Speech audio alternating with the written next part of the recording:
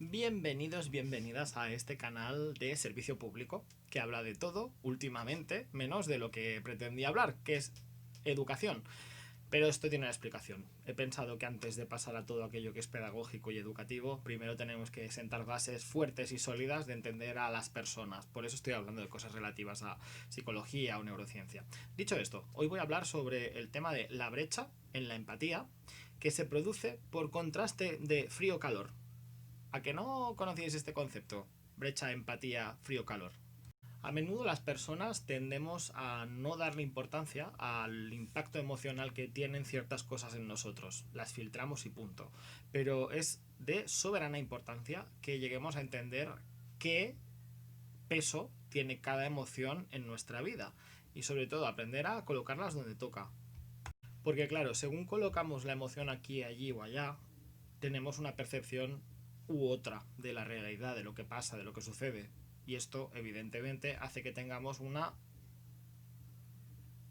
¿Cómo decirlo? Un dibujo no preciso de la realidad. De hecho, esto produce lo que se llama en psicología sesgo cognitivo, que acaba convirtiéndose en una mala costumbre de tu cerebro de darle un barniz distinto a las situaciones que se te presentan. Por tanto, al final acabas reaccionando siempre de un modo que no es el adecuado frente a un estímulo externo, porque tu capacidad de ubicación emocional dentro de ti mismo no es la adecuada. Y llega el momento de hablar del impulso, lo visceral. Cuando no tienes una correcta autorregulación emocional, respondes a las cosas de una manera brusca, basta, visceral. Cuando entendemos que podemos controlar las situaciones y sobre todo ese control viene dado por esa capacidad de análisis que debemos trabajar cada día, al final nuestra capacidad de pasar de caliente a frío es muy sencilla. Se dice bipolaridad cuando se está hablando evidentemente de un trastorno, pero hay una especie de traslación de la bipolaridad hacia algo que no es un trastorno, que sería este concepto del frío-calor, el contraste que hace que cuando tú percibes una situación que te enerva, te calienta, hace que te pongas... Y para relajarte, ¿qué necesitas? Enfriarte.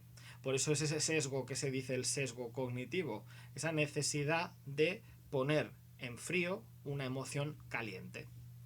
Y muchas veces se trata simplemente de un factor fisiológico. ¿No os ha pasado alguna vez que cuando tenéis hambre os ponéis de mal humor? Cuando os falta sueño os ponéis de mal humor.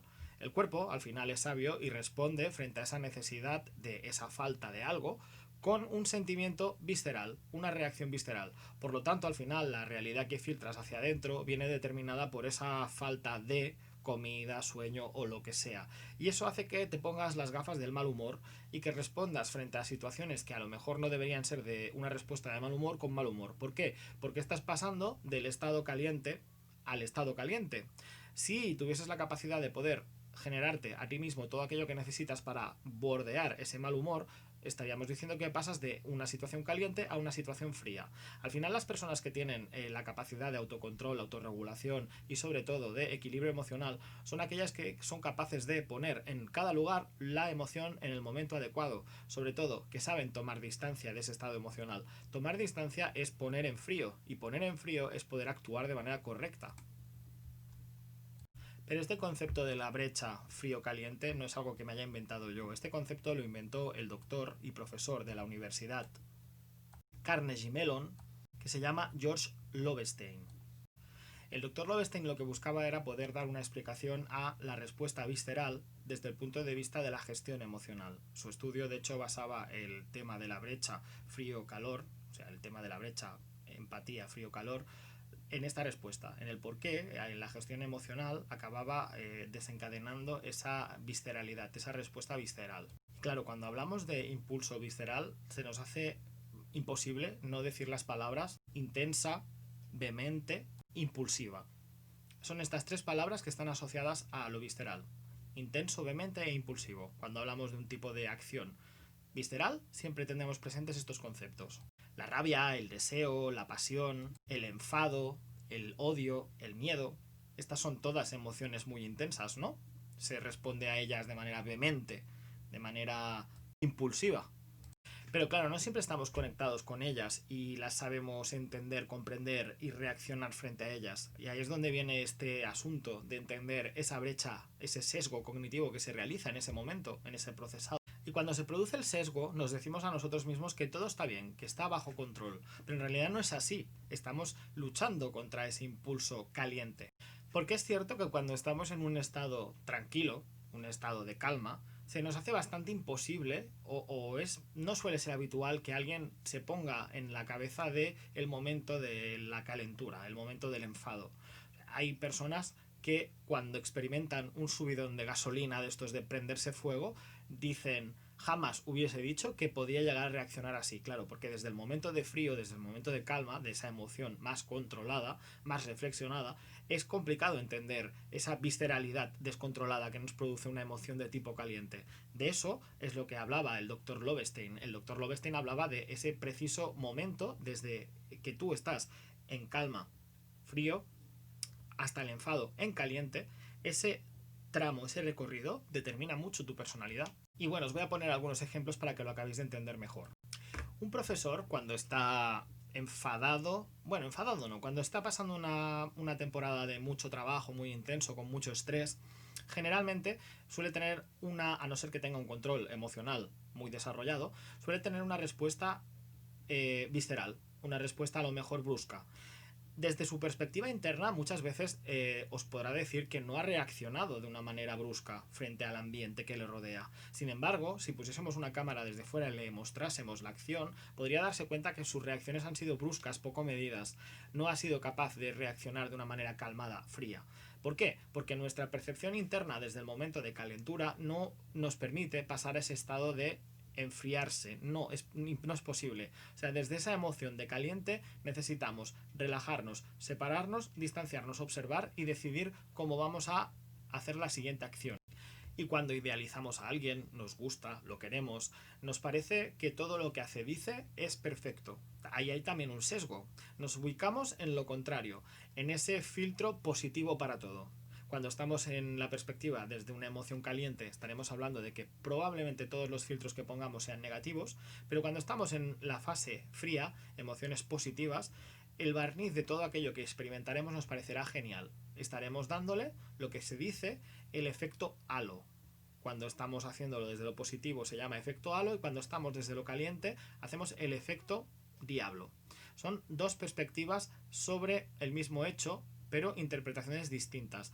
Una vivida desde lo positivo, una vivida desde lo negativo. Y los profesores pueden exponerse a que los alumnos les interpreten a ellos desde ese efecto halo o desde el efecto diablo. De esto hablaré en próximos vídeos porque es un tema que me gusta y además me parece interesante para desarrollarlo. Hoy me voy a quedar meramente en el tema de la empatía, el sesgo empático, frío, calor, ¿de acuerdo? Porque otro ejemplo que os quería dar antes de que acabemos el vídeo es el hecho de tener sueño o hambre. Os lo he dicho antes, esto ya directamente determina nuestra respuesta. Nuestra fisiología interna no está predispuesta a estímulos que vaya a desencriptar o interpretar de manera positiva. Probablemente, frente a la misma situación, si estuvieses con el estómago lleno o bien dormido, reaccionarías bien.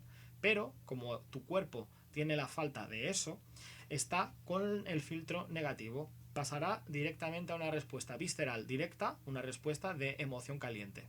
Pero cuando hablamos de emociones, todo lo que os he estado diciendo en los anteriores vídeos, la clave es saber identificarlas para poder clasificarlas. Desde la perspectiva del sesgo, hay 4 posibilidades de clasificación. Lo primero será el sesgo intrapersonal, y es cuando nuestras propias emociones hacen de intermediario frente a lo que nos sucede. O dicho de otro modo, un ejemplo sería cuando estoy preocupado o estresado, mi respuesta suele ser menos amable que cuando no lo estoy. Esto sería una posibilidad de clasificación desde el sesgo intrapersonal. Luego hacemos el sesgo interpersonal, que es exactamente el mismo. Nosotros no somos capaces de ver en el otro eso que le está pasando. Probablemente está pasando un momento de sesgo intrapersonal, pero desde fuera tampoco nos funciona el sesgo. No somos capaces de decir, bueno, está en esa situación en la que sus emociones entorpecen sus acciones. Tampoco. Digamos que no hay empatía en ese caso. Luego está el sesgo retrospectivo sería el tercer sesgo. El sesgo retrospectivo es aquel que hace que te vayas hacia el pasado y que no seas capaz tampoco de rescatar la información correctamente. Por ejemplo, si yo fallé en el examen es porque no lo sabía y te culpas. No, si fallaste en el examen es porque probablemente no estabas preparado en aquel momento, faltaban recursos. Es diferente a decir que tú no podías, tú no sabías. Y por último también está el sesgo prospectivo, hacia adelante. Nos ubicamos en una situación futura y decimos, ¡buah, los voy a dejar deslumbrados! Bueno, pero a lo mejor no estás teniendo en cuenta que la emoción el miedo, la incertidumbre, la vergüenza se pone frente a ti y no eres capaz de articular como tú querrías. Por tanto, ese sesgo hace que te sobreestimes sin saber exactamente cuál será la situación, cómo te van a determinar las emociones y cómo vas a acabar tú reaccionando frente a todo eso.